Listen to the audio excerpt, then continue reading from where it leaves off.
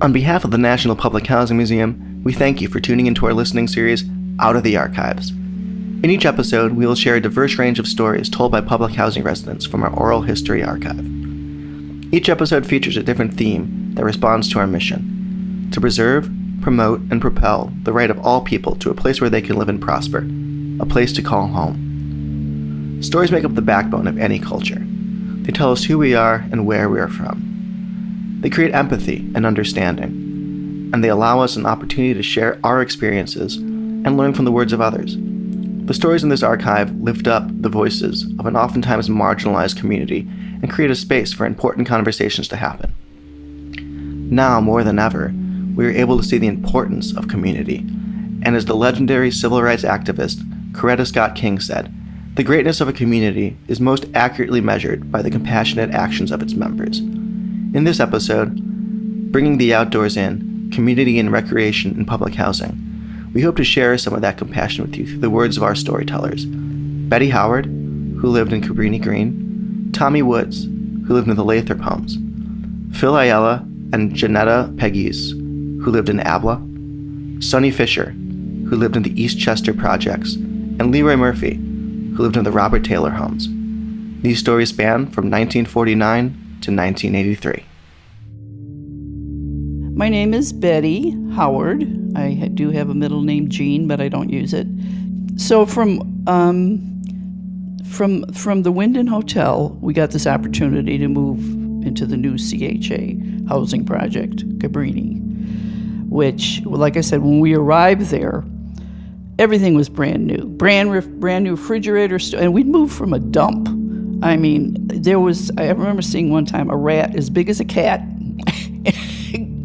go in the kitchen. It was the worst possible conditions. So moving into a brand spanking new apartment with new playgrounds, and they had those turtles, that you could ride, these stone turtles and the barrels. I don't know if you've ever seen, the playgrounds they had at the projects. And swings and monkey bars and everything brand spanking new. My name is Tommy. Everything I know about growing up was at Lathrop Homes at 2717, where it initially started. And growing up was a childhood dream. Multiple friends, many friends, friends of different ethnic backgrounds, friends with different languages, friends with the doors open, whereas I can go to any one of my friends' home to eat, to play with their family, go on trips with them to the lake front, go to the mall with them. So growing up was an adventure. Inside the Lathrop Homes, we look at each other as family, extended family members, whereas any sibling that have a discretion can yell and fight per se among themselves. But outside of the neighborhood of Lathrop Homes, no matter what or where you are, that bond, that union with your friends was instilled that we are family. And I can be anywhere in the city and see another Lathrop Homes resident, and right away that family bond is enriched. Whereas, hey, that's my brother over there. Hey, that's my sister over there. We have a commonality, a bond like no other. My name is Philip Ayala.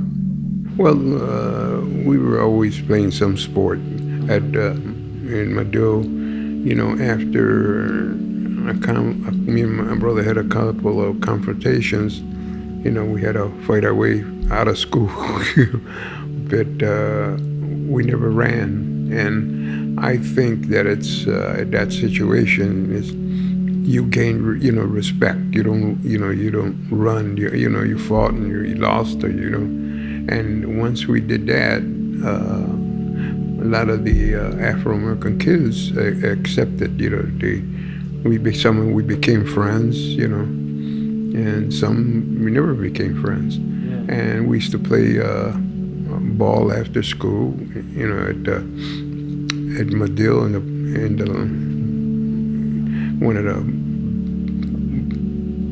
one of the lots,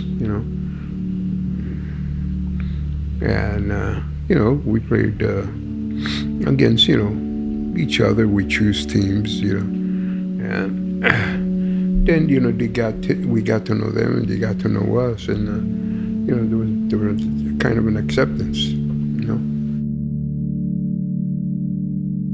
Okay, so my name is Janetta. I'll give you my full name, Janetta Sue Pegues. My mother, of course, came up from the Great Migration from Arkansas, and although she was a city woman to the core, there was always a country part of her. So we had a garden, flowers in the front yard, and vegetables in the backyard. And she actually took a class with the university, Circle Campus, on how to be a better gardener. So I still have that certificate. Yeah. Can you describe that garden a little bit more? What was in it? What you grew? Flowers, definitely greens, tomatoes. What else? I think carrots. But I mostly remember the greens because that's what I liked. If it wasn't something that I didn't like, I wasn't interested in it.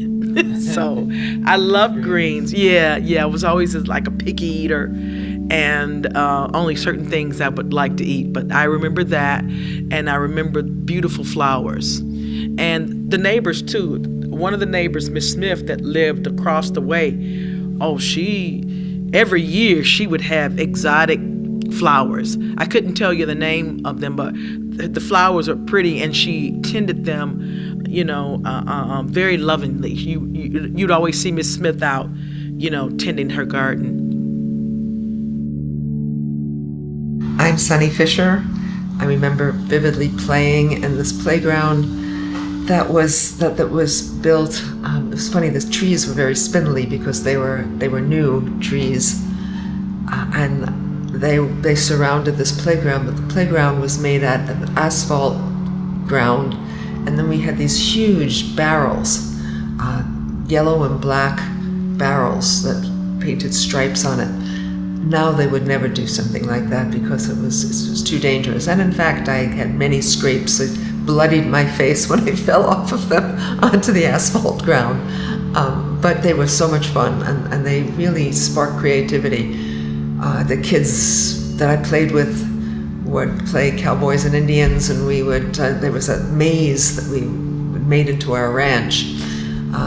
There was a library in the development as well, and the librarian there, whose name I still remember, his name was Jerry Goldman, and I'm talking more than 60 years ago. And he would be, he was probably as influential or more than my teachers in developing my intellectual interests and capacities, because he'd always have books for me when I'd come in. He let me into the adult section when I was only 10 years old. He was just a wonderful man. And there was also a lot of youth development programs, and I remember actually becoming a leader, such as it was, of this girls group that we were in, where we would learn all sorts of things. We would sing, we would dance, we would read, we would do all sorts of things. And I think it was my first experience with that kind of group activities. And I'm LeeRoy Murphy. And tell me about, like, the Robert Taylor homes. How many homes were there? Did you go to each home? What were they like? But they was apartments. Right. It was 16 floors. Uh-huh. It was 10 apartments on each floor. And if you were to get on an elevator, it'd take you to the first floor. And everybody sort of played in the playground. Downstairs, like maybe 50 feet. And mainly that was mainly in the projects. I'm sorry, what? That was mainly it. Oh. You know, we go down and play in the center. We didn't go too far out the sight of your mama, so people can see you. The NPHM thanks you for listening to this episode of Out of the Archives. This series is supported by the Institute of Museum and Library Services, the Illinois Arts Council Agency, the Kresge Foundation, and the Department of Cultural Affairs and Special Events. This episode was engineered by Seth Engel at Palette Sound. A special thanks once again to our wonderful storytellers, Betty Howard, Tommy Woods, Phil Ayala, Janetta Pegues, Sonny Fischer, and LeeRoy Murphy. We would also like to thank our Oral History Corps and the other Chicago oral historians who helped gather these stories, including Hannah Barg, Richard Cahan, Francesco De Salvatore, Ashley Jefferson, Shakira Johnson, and Alexis Judeh. Thank you so much, and we look forward to sharing more stories with you very soon.